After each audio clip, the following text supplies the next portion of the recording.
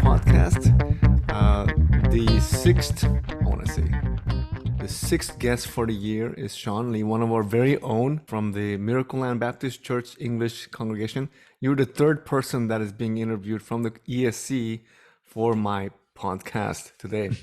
Now, what really prompted me to ask you to join me and then share this is because your testimony was somehow totally forgot to ask you to do the testimony in front of the congregation, but right after you had left, your dad, Peter's dad, and then our deacon Peter Park, the three of them, they shared the testimony, and every time they do share about their trip to Africa, it really does something to me. I would love to have the privilege to go, and I would like to hear from your own words what it was like. But before we go into that, why don't you introduce yourself? Yeah, so my name is Sean Lee. I'm currently a junior in college. Sean Lee. I go to UC Santa Cruz, and I am currently studying game design, computer science. Game design. Yeah. Okay. And I'm having a lot of fun with that. I'm not too much into the games, but if you're gonna be into the games, be the producer, not just the consumer, right? That's what I think. Yeah. Okay, so how many times have you been to Africa anyway? So it was my first time this past summer. Oh, okay. Yeah. Wow. And your parents have gone, I think, once before, both your mom and dad. Yeah, so my mom and dad have gone together once, and then my dad has gone before that, like once or twice. So this is like third or fourth time. Yeah. Wow. Okay. So just kind of trace your memory back to the very beginning and what it was like. Because when your dad shared, oh man, it was very, very touching because it was meaningful for him that his son, his first son, went along for this journey. For as a father and son trip, for him, it meant a lot. And he kept his testimony very short, and you know how emotional he gets when he shares, right? It was pretty emotional, but he kept it very short, and then he just kind of he showed his the wonderful video clip. So go ahead and share in your own words, what was it like? So Africa, yeah, I mean, first going into it, I was very nervous because I was going by myself, just me and my dad and Peter's dad, so I didn't really have any friends. So just like going there by myself was pretty nerve-wracking. Well, going there, not much different than being home because I'm at home all by myself. So I felt like not too uncomfortable, but like it wasn't bad being by myself. Gave me a lot of alone time, a lot of reflection time. Oh, that was nice in itself. When we first went to Africa, You left from LAX, right? Yeah, we left from LAX. And did you ride KLM? Yeah, we rode KLM. We went from LAX to Amsterdam, and then Amsterdam to Kilimanjaro. And how much of a layover was there? Any time when you were laying over at the Amsterdam, or was it just 1 hour, or how long? Going there, it was only like a 40-minute layover. Oh wow! But coming back, there was a lot of problems. I'll do that. Like, I'll make a chronological order. How long was the whole journey? First of all, 19 days in total. Oh, that's pretty long. Okay. Yeah. So a little bit over 2 weeks, almost 3 weeks, but okay. It was a long journey. But yeah, the flight going there was nice. It was very nice and easy, no problems. And then we arrived in Kilimanjaro in Africa. We met up with the most of the team members. I met up with my translator Peter Chungashi. Chungashi means pastor. Okay. And Masai, or I forgot. It's one of the two languages, Masai or Swahili, but it means we call him Peter Chungashi. He was my translator. He was also the translator my dad had the previous times we went. So my dad was very familiar with him. And we met other people there too. From there, we went to a Bible college. And that was where we slept for 2 days. That was like a base camp. And then so for 2 days, we just slept, bought materials, went to like the town market. We bought some supplies that we needed. That's what we did for like 2 or 3 days. I don't know. Somehow there's a Pizza Hut there. So got to eat some nice American food before I start eating canned food. But that was kind of nice. Just, eating something familiar. Yeah, and then after 2 days, our Yeah. And then, yes, so yes, where do you go first from when you land at the was it the Kilimanjaro? Is that where yeah. you're at? So we landed at Kilimanjaro Airport, and then we Okay. went to a Bible college, which Okay. is our home base. That's where all the previous African people go to. That's like where people stay. Yeah. Mama Kim's place is also there. She has her Okay. own like house little thing there. Oh. So we stayed the night there, gather supplies, and then we head out first thing in the morning. Like 3 days later, Uh-huh. and then we head on an 8-hour journey, or Okay. it was like a supposed 8 hours to our first destination, Uh-huh. which was Loliondo, which is like towards like the northwest of Tanzania. Uh-huh. And going there were a lot of challenges. So it was supposed to be an 8-hour trip, but it ended up taking about 12 hours. Okay. And we did stop along the way in the beginning. We stopped by for some food, ate some samosas, which is like, it's called samosa. It's like an African dish. Okay. And it's like how do I say this? It tastes like mandu. It tastes like dumplings. Ooh, that It's like sounds pretty good. fried. Yeah, it's like fried potatoes, but it tastes like dumplings for some reasons. Was there I don't know meat in it? why. I think there was. I'm not sure, but it tasted really good. Oh, that's good. Yeah, it tasted really good. Okay. We had some of those. So apparently, like if you go to Africa, you gotta try those because like Mark, Sue, and Peter, they always like munch on those every time they Oh. go. So yeah, I was delightedly surprised. What is it called again? Samosas. Sabusa. Okay, okay. Yeah. I'm gonna have to remember But that. no on that later because samosas gets very it becomes a trouble.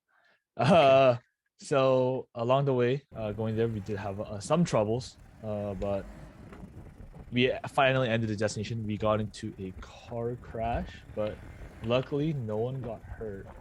Yeah, that's right. On the way after home base, as you're journeying into your first village, is that right? Yes, yes. You got into a major accident. It was not a small accident. Yeah, so in the car it was me and my dad, the driver and Jukashi Peter. Mm-hmm. So we were driving on a straightaway and then the car started swerving and then we ended up in a ditch. We crashed into a big rock in the ditch. Mm-hmm. But luckily no one got hurt. Only came out with a couple of bruises and some scratches, but nothing too major. The car itself, it was like destroyed, like the windshield was cracked, like popped open, and the right shell of the car got totally demolished. Oh, But wow. luckily somehow, thanks to God, we the engine was still intact. Okay. So they were still able to drive the car. They just need to change out a tire because it popped. Wow. So the two people, someone else and the driver, just drove the car by themselves to local, or I can't say local because they drove like 3 hours because we were in the middle of nowhere. But they somehow drove that thing to a city, from what I heard is they repaired it because all it needed was a shell, so they just replaced the shell of the car, and I was completely fine. I have to find a picture of how. But the thing was, like this car crash, it was very like it changed the mission feel. Like moment that happened, I felt like I was in the like I felt the spiritual war, like Oh, physically. Right. But because a car crash happened, and then literally like 2 hours later, along the way, a different car's tire popped, Oh. but it wasn't even like a normal hole. It was like on Ripped. the side of the tire. Yeah, it was like punctured and like destroyed multiple holes. Oh, wow. I don't know how it happened. Okay. It got shredded. Yeah. Yeah. Fucking. Yeah. I remember your dad said that after the accident, you had several places on your body that you were kind of hurt. Like even though there was no visible injuries, that you had like this persistent pain, like in 5 different places of your body. Yeah. So it was just bruises, just very hard bruises. Okay. One was on my arm because I was gripping the handle of the car, like Yeah. what do you call it, passenger handle. Because when the crash happened, I was sleeping before it happened, and then I woke up, and then 2 minutes later, the crash happened. So I was awake. during that, and then I held on to the thing. I saw my dad hold on to it too. Hmm. So I think we gripped on it really hard, and that's what it caused the bruising there. And then I think I hit a couple like the side of my body. Okay. But yeah, the funny thing was though, the biggest problem in the mission wasn't like for me and my dad at least, it wasn't those physical like um bruises from the accident. It was actually cold. We actually me and my dad both caught the cold, Oh. and that actually just destroyed us. Hmm. Um so it was just Was it significant was bad. it climate? Was it climate pretty cold up there? No, so actually Africa was perfect weather. Oh. Um but supposedly the before trips it was super cold there. So my dad said, "Oh, bring like long clothes. It's gonna be cold there." But I Yeah. got there, it was just the most normal temperatures in the weather. Luckily, it didn't rain either, so I was pretty happy about that. I came back to California, I was like 10 times hotter. So Oh, it was hotter here. Okay. yeah. Oh, there you go. Oh, there Okay. you go. There you go. Okay. Might be. Yeah. So this Oh is my gosh. So the you main fell into wreckage. that ditch. How was it? Was it winched out of there? How did you No, drag it out? so you see how it's like a long like ditch. It's a It actually trench. opens up at the end. Yeah, it's a trench, and then it opens up at the end. So somehow they maneuvered the car backwards, and they got it out. Oh wow. Wow, that must have So been scary. Now, how did you guys fall in there, first of all? so in Africa, it's not a paved road; it's a bunch of rocks. Yeah. So you have to drive like pretty slowly, or you will swerve. Oh. And I think our driver, I think he hit on it, and he Oh. swerved into it. Okay. But luckily, Okay. we like. I think this was the best case scenario. Like Okay. if we Yeah, I crashed. would there was protection. There was attack. There was attack on the one hand, but there was also protection of God. Would you Yes, say? yes, Yes. yeah. Yeah. So like it's like it's actually amazing how the outcome of Mm. this. Um, yeah, and like during this trip, there was like a lot of instances of like attacks, but thanks to God, we overcame them through prayer and His goodwill. Mm. Which was very good. Very nice. But after the accident happened, and the tire pull, nothing else happened other than like I was super like this was my very first car crash I was in. Mm. So it really shook me, Hmm. like mentally. So I was like, it was like you're the first time you're running a roller coaster. Yeah. That feeling just came back to me, uh, like going high speeds on bumpy roads. But Sure. by the end of the trip, I was completely fine because I was forced to get in these cars. Yeah. As So soon as they dropped it. after you arrive to your destination, I mean, after all this, how long does it take you to get to the village? Like 8 hours, or you said it was Yes. 12, right? 12 hours. Oh no. It would So have been eight, but going, yeah. From the college to the hotel that we stayed at, that was 12 hours Mhm. in total.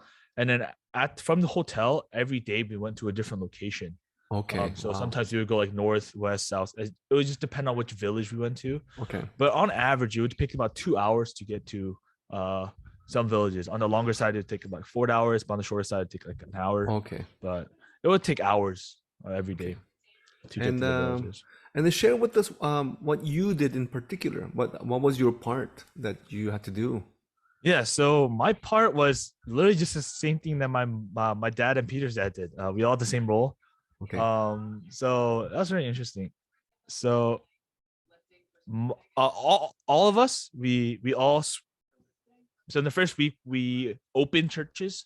We opened 5 churches, I believe, 5 or 6 churches Yes. that previously, I think, Peter spoke at.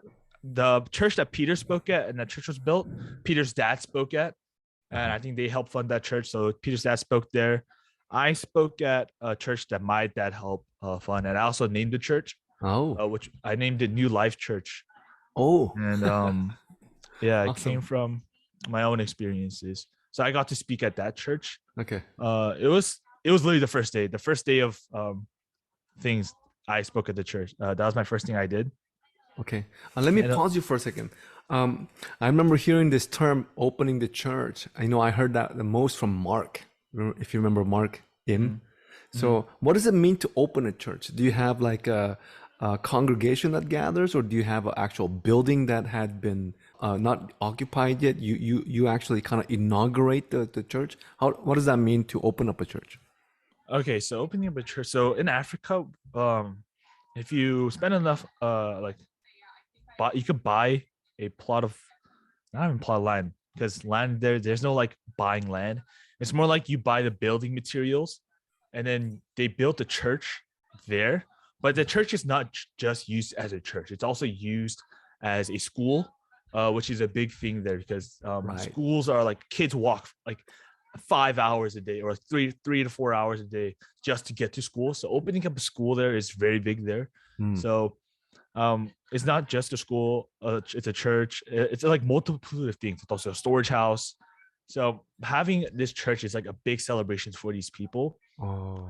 And it's not even like that big of a building. It's literally just a small chapel and then one room on the side. That's it. And then Mm. it's a bunch of like wooden chairs everywhere.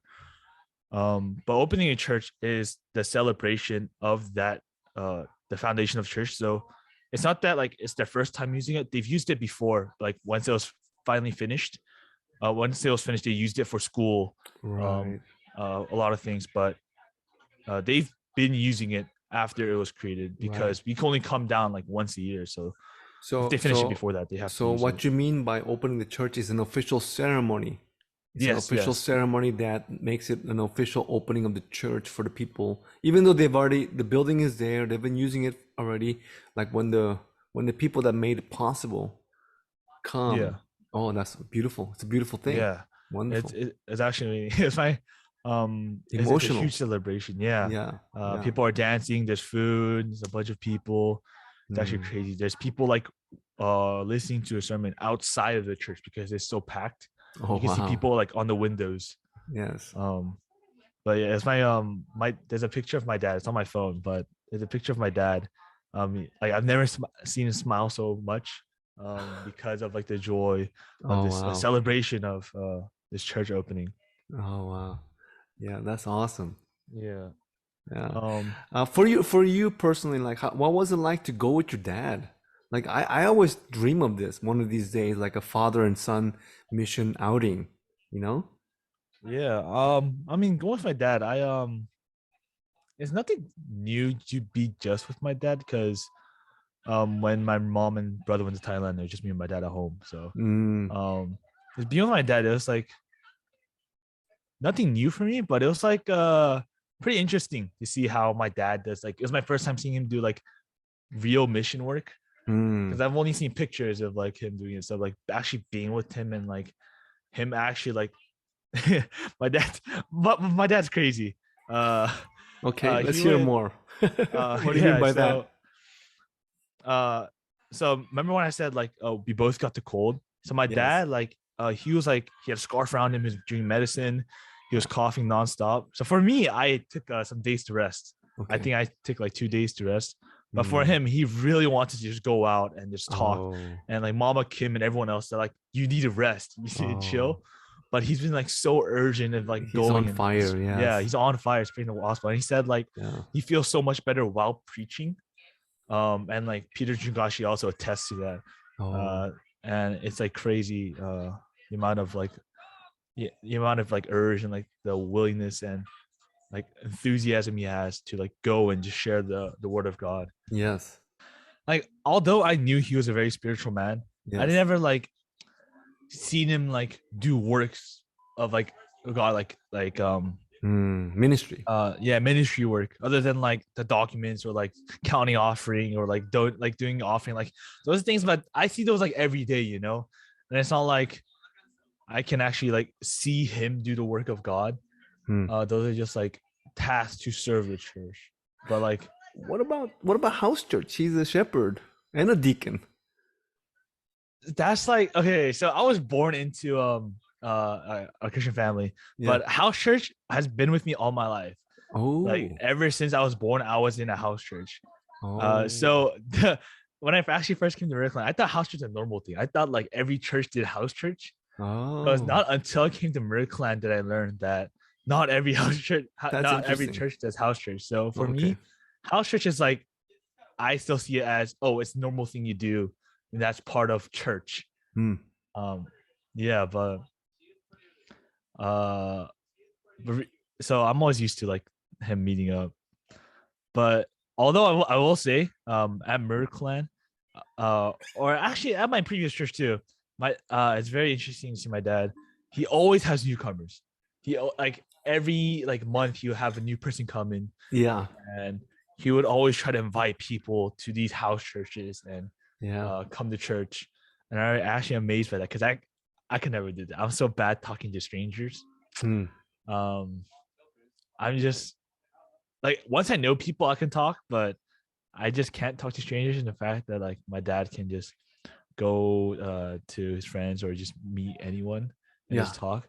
Like, yeah, even in Africa, Mama Kim, like we have because it's like so dangerous there with all the wild animals and the sun and stuff. We have a set strict schedule of like when Mm. to come back and when to leave. Mm. My dad, he just ignores this. Whenever he has a chance, he does extra spreading the word of God. Like he just along the road, if Oh. he sees people, he tries to Mm. stop by and he tries to share the word of God. This Mm. picture I took where these women doing laundry on this Mm. by the stream, and we just stop by and then you just go to them. Even though he gets rejected, like what I learned in Africa is it's not about how many you save, it's about how many seeds you plant. So Right. it's about how many people you go and plant that seed. It's not your job to True. save it. That's God's True. work. Right. Right. But The you're same planting here. that seed Yeah. for them. Same. Yeah, Same yeah. here. Yeah. But like I didn't like fully understand that until I went to Africa. Mm. Um, yeah, because a lot of these people they don't know what religion is. They don't know what God is. They don't know Mm. what anything is.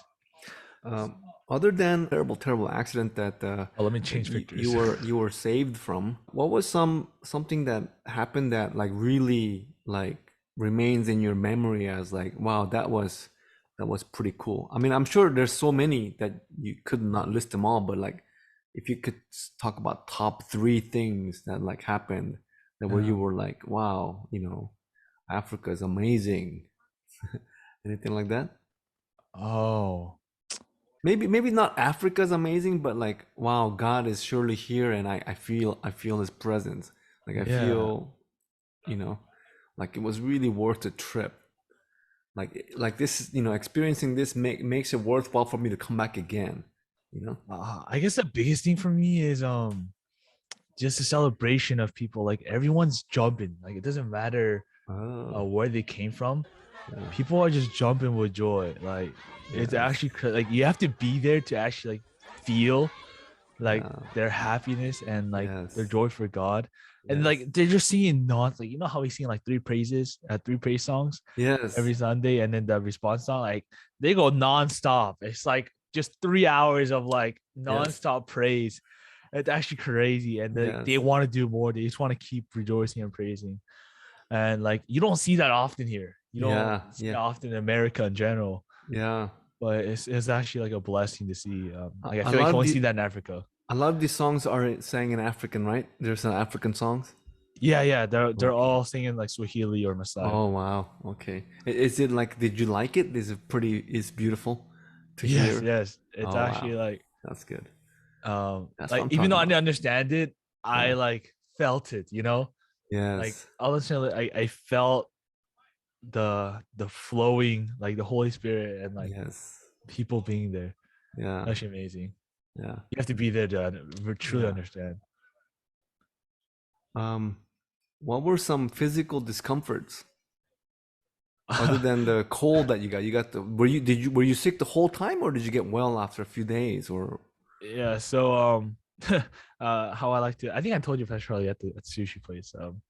The my physical condition went from worst to best, and okay. then the living condition went from best to worst. But my physical Oh. condition went from the car crash, so I got bruises, and then I slowly started getting the cold. Mm-hmm. And I blame my dad for this because I was in the same room that I got the cold from him. But I got the cold and I got this like non-stop sniffles, Mm-hmm. runny noses. So I would carry around a toilet paper Oh. to like blow my nose all the time. And then I started getting headaches. Mm. Um, but for headaches, it was pretty easy for me. I just got Tylenol. Just popped a couple of Tylenols and I was fine every night. And then going back to the samosa, so I really have a weak stomach, Mm. so I carry around Pepto with me, just Okay. in case I eat something bad. So In the beginning, I thought it was something else. I didn't think it was samosas that hurt my stomach because I ate raw goat meat. It wasn't cooked all the way. Ooh, Um, that sounds so potentially very dangerous. yeah, so Huh. they gave us goat meat and I tried some. It Yeah, was very like meat there is very chewy. It's like yeah, you have to chew a lot. But this one like because it was raw, it was like extra chewy. yeah. So yeah, somehow swallowed it and my stomach Ugh. started hurting. But it was like it hurt really bad. Yeah. I was like aching. And I think I took a like a stop going or not stopped. I took a break one day because of that. Oh, And then after that, we also went to like as we are going along to a different village in the different section. We stopped by a restaurant. We ate more samosas, mhm. but because I didn't think it was samosas, I ate like 8 samosas. But it was the samosas that caused the problem. So I Oh, also had a stomachache after that. oh, And I assume it's just because of the oil in Africa. It's like low quality, so yeah, my stomach can't yeah, handle that kind of mm, oil. yeah. But yeah, I couldn't eat any other African food after that. I was like they banned me. They're like, nope, you can't eat this. Oh, So I was stuck to eating rice, canned kimchi, canned tuna. You mm, know, just the instant stuff that we brought. mm. Yeah. Although we did eat like pretty good there. I know Peter's dad ate really well. Yeah. I don't know if they made a joke about that in the testimony at church. We haven't heard that actually. I Yeah, mean, Peter's they dad didn't ate a actually lot, share about that. They didn't share about how well he ate. Not but really. yeah, we ate like tteokguk a lot. We were gifted a lot of chicken, so we ate samgyetang a lot, Ooh, okay, like that's good. fresh samgyetang. So like they actually killed the chicken and ate it there. Were But you able to get enough sleep every night, or was the sleep kind of uncomfortable? yeah. So going to Africa mission, rest is the one thing you get a lot of. Oh, Because we're traveling so much, yeah. we only get to actually like preach and share the word of God for only like 4 hours a day Okay. because of we have to be back by 6 and we Okay. leave at like 10. And Mm, traveling takes a while and we have to be back before the sun goes down because of like safety issues. right. So we like rest and having food. Like actually, having food is a bit of a problem, but like rest is you get a ton of rest. You get Mm. plenty of sleep. Sometimes I get too much sleep. Like I Oh, would wake up in like random parts of like the morning because damn, I slept too much.